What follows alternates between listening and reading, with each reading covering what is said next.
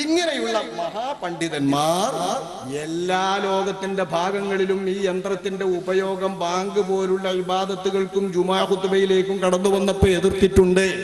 ഇത് ഞാൻ പറയുന്നത് പരലോകബോധമുള്ള പണ്ഡിതന്മാർ പരിഷ്കാരങ്ങൾ ഇബാദത്തുകളിലേക്ക് കടത്തു കൂട്ടുമ്പോൾ എതിർക്കാൻ അല്ലാഹു നിയോഗിച്ചിട്ടുള്ളവർ, അതിന് തൗഫീഖ് നൽകിയിട്ടുള്ളവർ എല്ലായിടങ്ങളിലും ഇതിനെ എതിർത്തിട്ടുണ്ട്. അങ്ങനെ നമ്മുടെ കേരളത്തിൽ വരുമ്പോ ആ കേരളത്തിലും ആദ്യകാലത്ത് ഇത് കൊണ്ടുവന്നവര് പുത്തൻവാദികളാണ്, സുന്നികളല്ല. ഈ സുന്നികള് ഇതിലേക്ക് കടന്നു വരുന്നത് ഒരുപാട് കാലം കഴിഞ്ഞിട്ടാണ്. കേരളത്തിൽ ഇത് ആദ്യം വരുന്ന കാലത്ത് 955 ജൂലൈ 3 പുറത്തിറക്കിയിട്ടുള്ള കുട്ടികളെ പഠിപ്പിക്കുന്ന ഒരു മദ്രസ പുസ്തകമാണ് കിഫായത്തുൽ വിൽദാൻ ഫീ ത്വാഅത്തിർ റഹ്മാൻ. കിഫായത്തുൽ വിൽദാൻ ഫീ ത്വാഅത്തിർ റഹ്മാൻ. ഇത് സംസ്ഥാനന്റെ മതവിദ്യാഭ്യാസ ബോർഡ് പുസ്തകമല്ല. ഇദ്ദേഹത്തിന്റെ പേര് വായിക്കാൻ തന്നെ എനിക്ക് വളരെ പാടാ. KA മുഹമ്മദ് മൗലവി, ആലുങ്ക വെളിയിൽ വീട്, മറ്റതിൽ ഭാഗം, PO അരൂക്കുറ്റി, PC സ്റ്റേറ്റ്. അപ്പോ പണ്ടത്തെ കാലത്ത് നമ്മൾ തിരുകൊച്ചി സ്റ്റേറ്റ് പറയുന്ന ആ കാലത്ത് PC സ്റ്റേറ്റ്, തിരുകൊച്ചി സ്റ്റേറ്റ് എന്നുള്ള പേരിൽ അരൂക്കുറ്റിയിലെ മഹാനായ ഒരു പണ്ഡിതൻ 1950കളിൽ 955 ജൂലൈ 3 പൊന്നാനി നഗരം വംശം ദേശത്ത് സ്ഥാപിച്ച മോഡേൺ ലിത്തോർ പ്രിന്റിംഗ് വർക്സിൽ അച്ചടിക്കപ്പെട്ടത് കതബഹു സൈനുദ്ദീൻ ഇബ്നു അഹ്മദ് അൽ കോടഞ്ചേരി 955 പ്രസിദ്ധീകരിക്കപ്പെട്ടതാണ്. 955. അന്ന് മദ്രസകളൊന്നും വല്ലാതെ വ്യാപകമായിട്ടില്ല, തിരുകൊച്ചി സ്റ്റേറ്റിൽ ഒട്ടുമില്ല. അപ്പൊ അവിടത്തെ കുട്ടികളെ പഠിപ്പിക്കാൻ ഉദ്ദേശിച്ചുകൊണ്ട് അവിടെ ഉണ്ടാക്കപ്പെട്ട ഈ പുസ്തകത്തില് ദർസ് 37, പാഠം 37 എന്ന് വിവരിച്ചിട്ട് അദ്ദേഹം അറബ് മലയാളത്തിലെ പുസ്തകം. ഇനി ഖുതുബക്ക് ചില ഷർത്തുകളുണ്ട്. ഒന്ന്, ഖുതുബ ജുമുഅക്ക് യോഗ്യന്മാരായിട്ടുള്ള 40 അല്ലെങ്കിൽ ഹനഫി മദ്ഹബ് പ്രകാരം 4 പേരെ കേൾപ്പിക്കുക. ഹനഫി കുട്ടികളെയും ഷാഫി കുട്ടികളെയും കൂടി പഠിപ്പിക്കാൻ TC തിരുക്കൊച്ചി സ്റ്റേറ്റ് അല്ലേ, 2 കൂട്ടരും ധാരാളമുണ്ട്. നമ്മളെ പത്തനംതിട്ട, ഇടുക്കി ഭാഗങ്ങളിലൊക്കെ ഹനഫികൾ ഇപ്പോഴും ധാരാളം ഉണ്ടല്ലോ. അപ്പൊ അവരൊക്കെ ഉദ്ദേശിച്ച് എഴുതിയതാണ് ഹനഫി മദ്ഹബ് പ്രകാരം 4, ഷാഫി മദ്ഹബ് പ്രകാരം 40 ആളെ കേൾപ്പിക്കണം.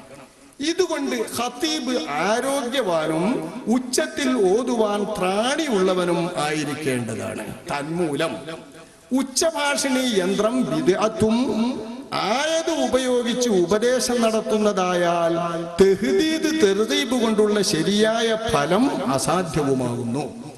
1918 ഈസവിയ കൊല്ലം വരെ അദ്ദേഹം പറയുന്നു, നോക്കി, 1918 ഈസവിയ കൊല്ലം വരെ യാതൊരു പള്ളിയിലും ബിദ്അത്ത് പ്രകാരമുള്ള ഉച്ചഭാഷിണി പ്രയോഗിച്ച് ഖുതുബ ഇസ്ലാമിൽ വരുത്തിയിട്ടില്ല, വരുത്തുന്നത് ശരിയുമല്ല.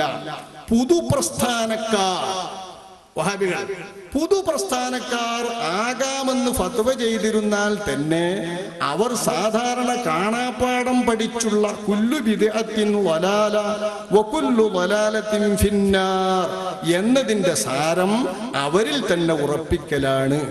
അതുകൊണ്ടും നമ്മുടെ പള്ളികളിൽ ജുമുഅയുടെ ഖുതുബക്ക് ഉച്ചഭാഷിണി ആവശ്യമില്ല.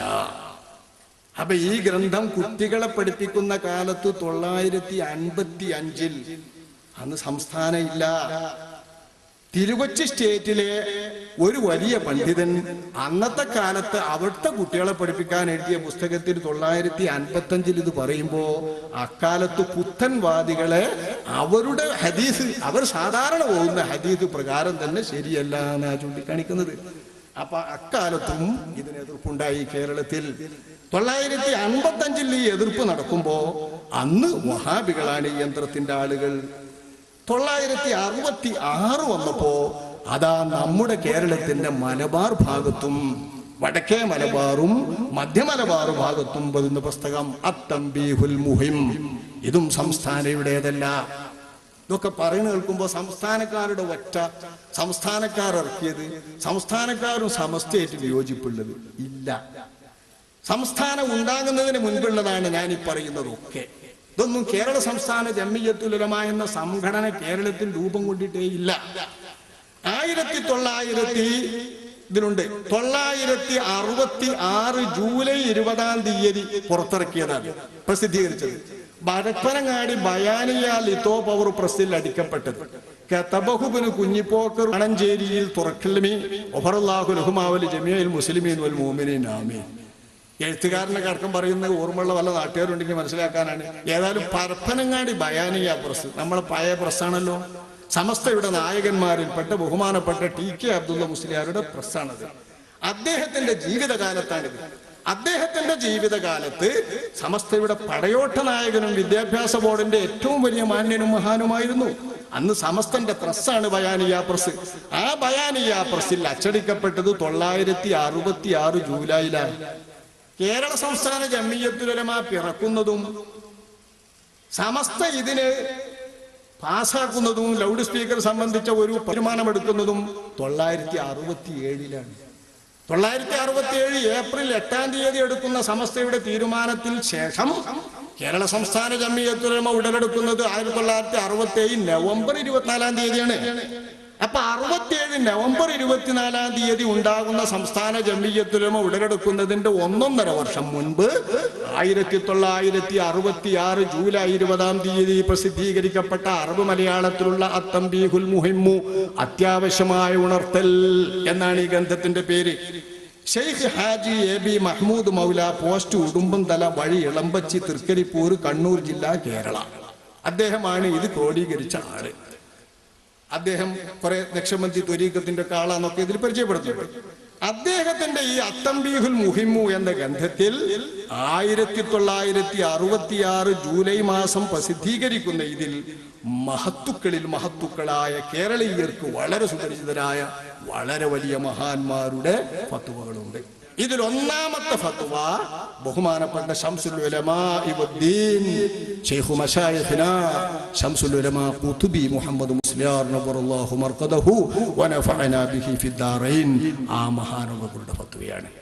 ശംസുൽ ഉലമാ ഖുതുബി അവർകൾ ഒരു കൂട്ടം വിദ്യാർത്ഥികളുടെ ചോദ്യം എന്ന് പറഞ്ഞു കൊടുക്കുന്ന ചോദ്യത്തിന് എഴുതുന്നത് ഉത്തരം: പ്രിയപ്പെട്ട തുല്ലാബുൽ ഉലൂമേ, ലോകത്ത് 1-ാം ഖർണ് മുതൽ നടന്നു വരുന്ന ശരിയായ ജുമുഅകളിൽ മുഖ്രി ഒന്നാമതായി ചെയ്തു വരുന്നത് എന്താണെന്ന് ചിന്തിക്കുകയും ഇസ്ലാമിൽ ബലമായ ആയുധമായി ഉപയോഗിച്ചു വന്ന വാൾ കയ്യിലെടുത്തുകൊണ്ട് ഇദാ ഖുൽത ലി സ്വാഹിബിക അൻസിത് വൽ ഇമാമു യഖ്തുബു ഫഖദ് ലഗൗത എന്ന ബലമായ ഉപദേശമാണ്.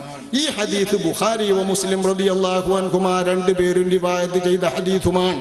ഈ ഉപദേശത്തിന്റെ താല്പര്യം ഖതീബ് മിൻബറിന്മേൽ പ്രത്യക്ഷപ്പെട്ടാൽ യാതൊരു ശബ്ദവും ഉണ്ടായിരിക്കരുതെന്നാണ്. അപ്പോൾ മനുഷ്യ ശബ്ദത്തെക്കാൾ ഏറ്റവും ഗൗരവമായ സ്പീക്കർ കൊണ്ട് ശബ്ദിക്കൽ ഈ ഹദീസിന് നേരെ വിരുദ്ധവും ഹദീസിനെയും റാവികളെയും നിഷേധിക്കലും ദീനുൽ ഇസ്ലാമിൽ ബലപ്പെട്ട നിയമത്തെ റദ്ദാക്കലും മറ്റുമാണെന്ന് പറയാതെ നിവൃത്തിയില്ല. ഇതിന് തെരിയ കെട്ടി വെളിച്ചപ്പെട്ട മഹാദുഷ്ടന്മാർ മഹാപാപികളാണെന്ന് ഒരിക്കൽ പറഞ്ഞാൽ മതിയാകുമോ? അതുകൊണ്ട് ഈ ബഹുമാനപ്പെട്ട ജുമുഅന്റെ ഖുതുബയും ജുമുഅ നമസ്കാരവും സ്പീക്കറുകളിൽ പെടുത്തി അപമാനിക്കാതെ രക്ഷപ്പെടുവീൻ. തൽക്കാലം സൗകര്യത്തിനനുസരിച്ച് എഴുതാൻ പറഞ്ഞതാണിത്. ആവശ്യത്തിന് ഇത് മതിയാകുമെന്നതിന്മേൽ മനസ്സിരുത്തിയതും പിന്നീട് സൗകര്യം പോലെ പ്രവർത്തിക്കുന്നതുമാണ് ഇൻഷാ അല്ലാഹു തആല. അമറ ബിറഖ്മിഹിൽ മുർതജി മിർ റബ്ബിഹിൽ അഫ്വ വർ-റിദ്വാൻ മുഹമ്മദ് ഇബ്നു അഹ്മദ് ഖുതുബി ഒപ്പ്. ഇത് മഹാനായ ശംസുൽ ഉലമാ ഖുതുബി അവരുടെ ഇത് സംബന്ധിച്ചൊരു മറുപടിയാണ്. മഹാനർ പറയുന്നത് ഇത് ഖുതുബ കേൾപ്പിക്കുന്ന മാധ്യമം അല്ല. സ്പീക്കർ കൊണ്ട് ശബ്ദിക്കൽ മനുഷ്യ ശബ്ദത്തെക്കാൾ ഗൗരവമായ സ്പീക്കർ കൊണ്ട് ഖുതുബ ഓതുന്നതിന്റെ ഇടയിൽ കോലാഹലവും ശബ്ദം ഉണ്ടാക്കണേ പരിഗണനീയമല്ല. ഇത് വളരെ മോശപ്പെട്ടത് ഒഴിവാക്കേണ്ടതുമാണ്. ഇത് ഉപയോഗിക്കുന്നവർ മഹാദുഷ്ടന്മാരും പാപികളുമാണ് എന്ന് ബഹുമാനപ്പെട്ടവർ അക്കാലത്ത് പറഞ്ഞാൽ ആരും പിന്നെ ആ പ്രവൃത്തിക്ക് മെനക്കെടൂല. 966 ജൂലൈ 20 പ്രസിദ്ധീകരിക്കപ്പെട്ട ഈ ഫത്വ അതിന്റെ എത്രയോ വർഷം മുമ്പ് മഹാനർ നടത്തിയിട്ടുള്ള ഫത്വയാണ്, എഴുതി കൊടുത്തതാണ്.